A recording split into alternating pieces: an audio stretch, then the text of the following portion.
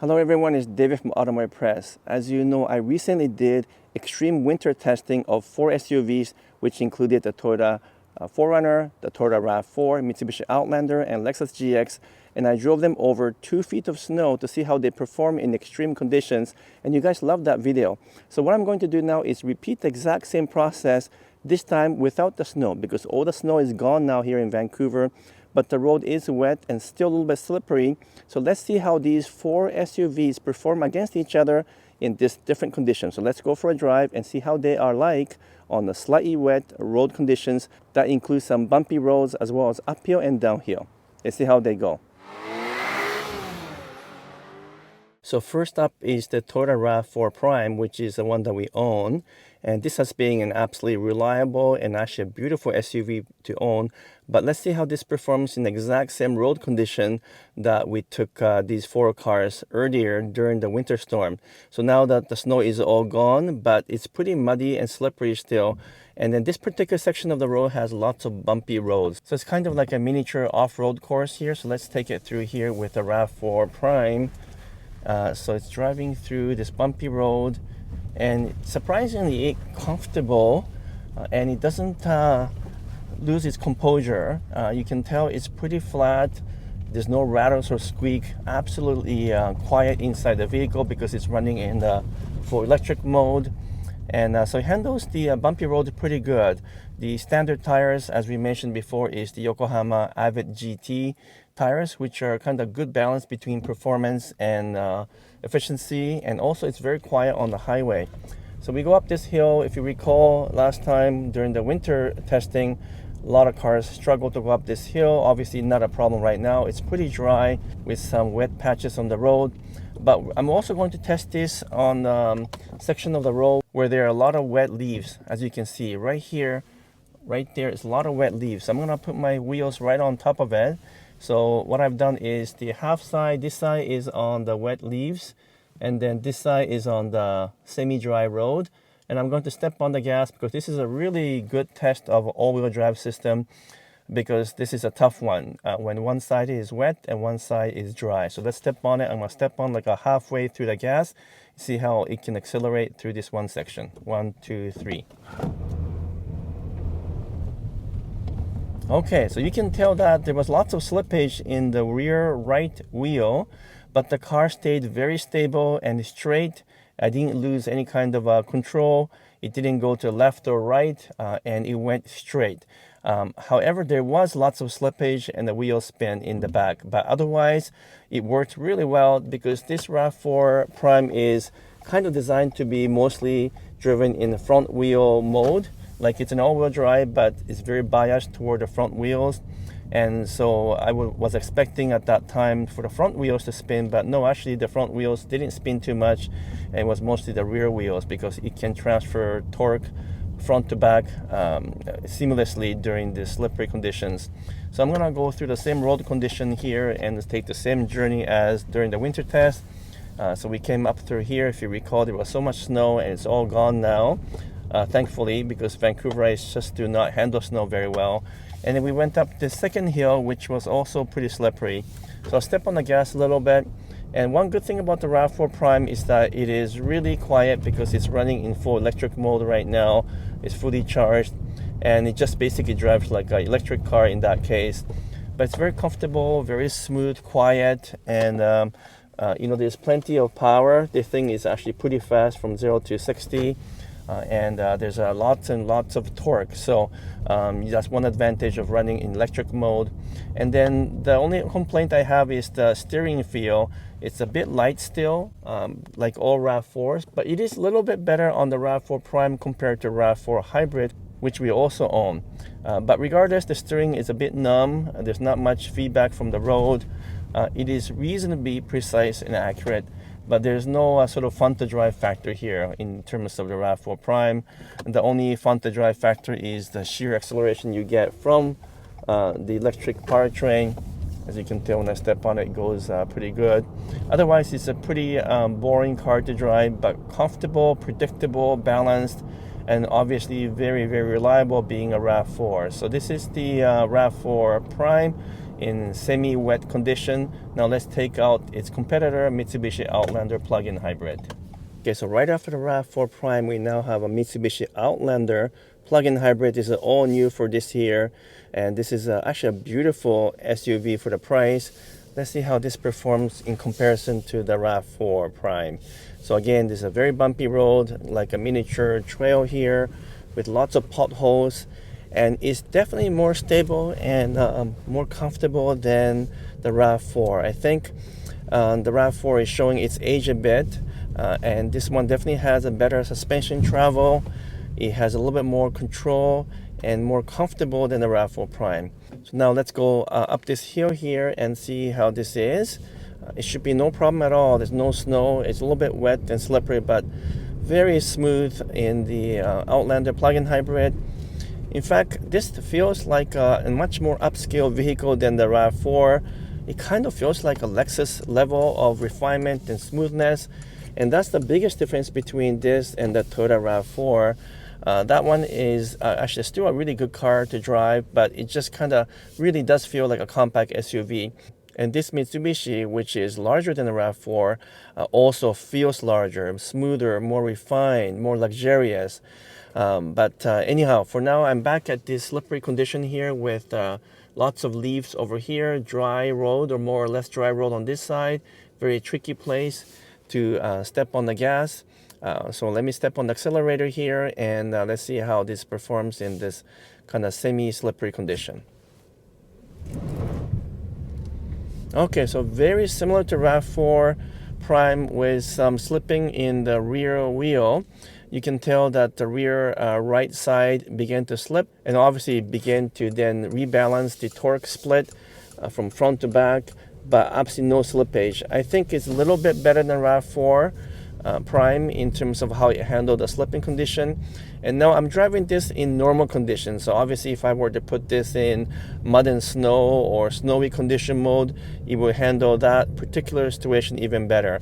In the RAV4 Prime, we don't have those different modes, so we can't really change the way car behaves on the road on the RAV4 Prime, whereas this Mitsubishi has many different modes you can have, which includes power, eco, tarmac, gravel roads, snow, and mud. So very, very interesting and really useful to have different conditions, which changes the transmission shift points, the braking, and the way that the engine performs on the road. Anyway, let's go up this hill. I'm going to leave it in the normal mode. Should be no problem at all. It's not that slippery anymore. And you can tell when you're driving this Outlander, just in kind of general road condition, it really just feels like one class above the RAV4. Maybe the RAV4 feels a little bit tighter because it's a smaller vehicle, but in terms of, when you compare the value, the Outlander plug-in hybrid is definitely more valued than the RAV4 Prime, because it just feels so much more luxurious and more upscale and offers a lot more features, such as a massage chair and a beautiful interior when you compare it to our RAV4 Prime. Now, don't get me wrong, we still like the RAV4 and it serves us really well.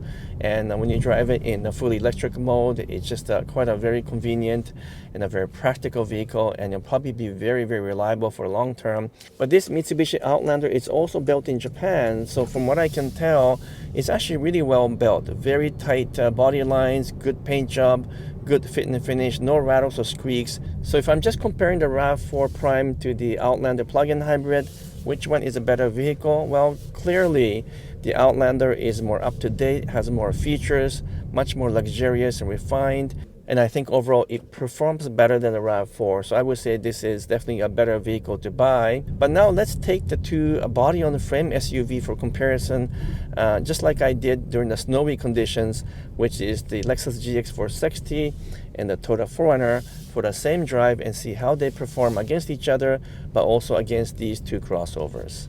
Okay, so now let's switch gears and jump into my Lexus GX 460, which is what I just purchased recently. This is a full body on the frame truck-based SUV with a V8 engine and a 6-speed automatic transmission, a beautiful V8 engine, I might add.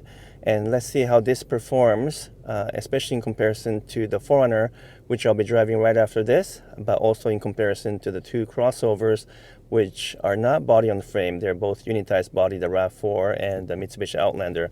So let's take it through this miniature off-roading course here.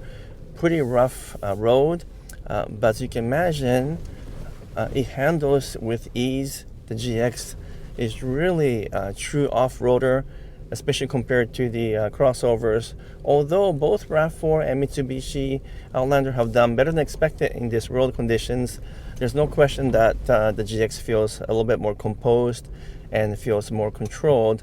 And also the GX can handle a lot rougher road as well. It can, go up some pretty nasty hills and even cross over rivers and stuff like that, because it's truly off-road capable. Let's go up this hill here with absolutely no problem. The V8 engine has plenty of power and torque, and I think what most people don't realize is that even though this V8 engine might not have the power and the torque of a modern twin-turbo V6 engine, especially when they also add a hybrid to it, this V8 is so smooth in terms of delivery that it doesn't matter in terms of the numbers, in terms of horsepower or torque. It just feels way more powerful than anything else out there. And that's the biggest difference between, I think, having a GX with a V8 compared to anything else out there that's usually a V6 engine or maybe even lately turbocharged four-cylinder engine. You just cannot compare the feel of the V8, the way it just pumps out the power and torque. It's a feel that cannot be experienced in any other type of engines. You just have to get a V8 to get this feel. Now I'm back in this low slippery condition with wet leaves and some water down here. So one side is wet, the other side is pretty well dry. I'm going to step on the gas and see how the all-wheel drive in this Lexus GX handles this road conditions. Let's step on the gas. There you go. Absolutely no problem. Because the V8 has so much power and torque, you can tell when I stepped on the gas, it just really launched forward quite a bit because of the fact that there's just so much residual power as you step on the gas. So very comfortable though, no problem coming out of that slippery condition. And we're just going downhill here. The braking is also pretty solid. But let's make a quick turn here and go up the other hill. I have to admit, even though this GX is outdated, it hasn't changed for many years, and this V8 engine is definitely very fuel thirsty. This is the best vehicle for me anyway among the four. I don't mind my wife's RAV4 Prime, and I do really like the Mitsubishi Outlander plug-in hybrid. But this one, even when compared to my Toyota 4Runner, is the one I want to keep for a long time because of the V8 engine feel, because of the solidness, just the workmanship, the fact that it's still built in Japan at the Tahara factory. Everything feels really, really solid. It's not a sound of squeaks or rattle that was present in my Toyota Tundra. And it kind of feels like it's carved out of a single granite stone, if you know what I mean. It's just a beautiful truck slash SUV to drive. And if you don't mind the terrible fuel efficiency, then, well, this is obviously all around the most comfortable, most joyful car to own and drive. It's obviously also the most expensive of the four SUV we're comparing. So here on the dry pavement, very comfortable. Suspension is really smooth and refined. And you might be surprised to find out there are more differences between this Lexus GX and the Toyota 4Runner than you think. I know that two are based on the same platform, even built in the same factory. I've been to that factory many times. And even though this one is a V8 and the other one is a V6 in the 4Runner, aside from that, you know what? It just feels different. The GX have this really ultra smooth, silky feel that we just don't have in the 4Runner. The 4Runner is still very comfortable, but not anywhere close to this one. Some of that difference will be due to the difference in tire as well, in terms of the tire size and the tire compound. But really, the GX is definitely not one notch above the 4Runner, but I would say two notches above the 4Runner in terms of refinement, comfort, and just the smoothness of the powertrain and the ride.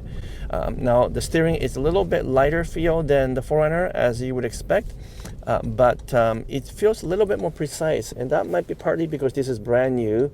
I just picked this up a couple of weeks ago compared to the 4Runner, which is a year and a half old, so that's also possible. But maybe because the Lexus GX is based on the Japanese Land Cruiser Prado, which is known for having good agile character, this one also inherits that character and provides surprisingly agile feel that maybe you don't necessarily get in the 4Runner. I think this one feels a little bit more athletic overall, and I enjoy driving it more than the 4Runner. And so given the choice, well, I would definitely take the GX over the 4Runner. But both are beautiful SUVs. Now let's hop into my other 4Runner Limited and do a quick comparison on the same road. Okay, last but not least, we have my Toyota 4Runner Limited, which has a full-time all-wheel drive. So let's see how this performs in the exact same road conditions. Again, I'm going through some micro off-roading course here, very bumpy, lots of potholes because they're doing constructions here. And as you can imagine, the 4Runner handles these potholes and bumpy roads with absolute ease, in much the same way as Lexus GX. But because this one has 20-inch wheels and tires compared to the 18s in the GX, it is a little bit bumpier than the GX, but also a little bit better on the highway in terms of drivability. So let's go up this hill with 4Runner Limited, and then I'm going to take it through the wet leaf area again to see how this compares. Again, beautiful Vancouver right now, and we do get sunny days, even though most of you guys assume that we only get rain here, because Vancouver is kind of in the rainforest. Anyhow, very comfortable as you expect from 4Runner, but not as comfortable as a GX, which shouldn't be of a surprise. But most people assume that GX and the 4Runner drive exactly the same. That is not true at all. The GX does drive smoother, a little bit more refined, definitely quieter, and it's not because the GX has a V8 engine, it's just the suspension calibration and the way that they equip the tires and everything are all different between the two, so it does feel different on the road. Okay, so I'm back in this same area with wet condition, lots of wet leaves right here with some water. So one side is on the leaf, the other side on the dry road. I'm going to step on the gas to see how 4Runner handles this particular condition. So let's step on the gas. Okay, so a very good controlled manner in terms of how you accelerate it. Absolutely no problem. You can tell that the system transferred the torque between the wheels to the one with the most amount of traction, and you just accelerate it with absolutely no problem at all. So if you compare to the other models we have been driving, this one has a pretty simple all-wheel drive mechanism. It's not as advanced as what you'll find in Mitsubishi, for example, but absolutely no problem driving through wet condition and wet road. And if you recall, during the winter driving test I did, the 4Runner did extremely well despite having basically all-season tires. As you know, 4Runner is just a very easy car to drive. The reason why so many people love it is because of simplicity. The ride is just really well balanced. Its handling and steering is, yes, somewhat outdated, but very controllable and very easy to track. And you can tell going up the hill, there's no problem with this 4-liter V6 engine, which is also outdated. But you know what? There's more than enough power and torque to go up a hill like this. And it just handles everything in a very simple, comfort way. Because the steering is hydraulic, just like in the Lexus GX, you also get pretty good road feedback. I will admit that, just as I mentioned earlier, the Lexus GX does handle a bit more precise, and it does feel a little bit more tight and accurate, but that GX is brand new and this one is a year and a half old, so that could also be the reason for the difference between the two. But the 4Runner is just a beloved SUV. You know what? I know there's a new one coming up in maybe a year and a half to 2 years time, but I really would urge you to buy this 4Runner before it's gone because of the way it's built. Still built in Tahara in Japan. It's built like a tank and super reliable and comfortable. And there's not a single person, either as a driver or a passenger, when they drive the 4Runner, who will say this one doesn't feel right or it feels outdated. No, actually everyone says it feels as luxurious as a Lexus, and it drives so comfortably that they really fall in love with a truck when they do get to drive it. So this is the Toyota 4Runner driving evaluation compared against 3 other ones. Once again, I hope this was very useful for you. What is my conclusion? Well, if you really want the best off-road capable vehicle with some good road clearance, you've got to go with the Lexus GX or the 4Runner. And obviously the 4Runner that I'm driving now is a better value in terms of pricing. But if you can afford to go up higher, then the Lexus GX is the best of the best. I think it has the most comfortable ride. It has the most capable performance because of V8 engine. And even though it is not efficient and very heavy on gas, by far that is my favorite SUV to drive around, especially in the city here where we have a very busy traffic and you need that extra power and torque from V8 engine. But if you don't need a V8 engine, or if you're just not crazy about spending so much money on gas, then go for the 4Runner and buy it before it's too late. You've got maybe a year and a half before the new one comes out. This is going to be one of those vehicles that will last forever, so I really would urge you to buy it. Now, if you really do want to save on gas, then you definitely want to buy one of the two plug-in hybrids. We also did comparison, which is a RAV4 Prime and against the Mitsubishi Outlander plug-in hybrid.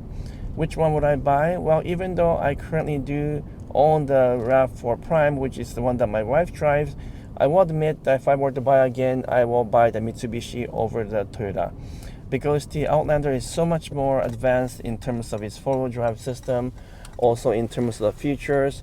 It's a lot more luxurious inside. The ride is better. The steering feels a little bit more precise, even though it is numb, but it is very precise. And most of all, I really like the special all-wheel drive mechanism on the Outlander. And overall, the Mitsubishi feels much more expensive than the RAV4. The RAV4, despite having a really good reliability, just really feels outdated now compared to Mitsubishi Outlander. So my choice is, if money is no concern, buy the Lexus GX 460 for overall performance in winter conditions, especially in slippery conditions. But if you don't need all of the luxury feature and you still want to do some off-roading, buy the 4Runner. On the other hand, if you're mostly a city driver and you don't want to spend too much money on gas, then go with the Mitsubishi Outlander plug-in hybrid. That's a really good value for what you get. Beautiful SUV, lots of features and lots of things you get for the same price as a RAV4 Prime. And it's definitely more up-to-date than the RAV4. So that's my choice. Nothing wrong with buying the RAV4 Prime. We own it, we love it. But it is definitely getting a little bit outdated in comparison to its competitors. So let's see how Toyota updates that in a couple of years. I hope you enjoyed this video of the comparison of the two crossover and two body-on-frame SUVs. A lot more comparison to come in the future. Thank you so much for watching. Until next video, I'm signing off for now. Thank you so much.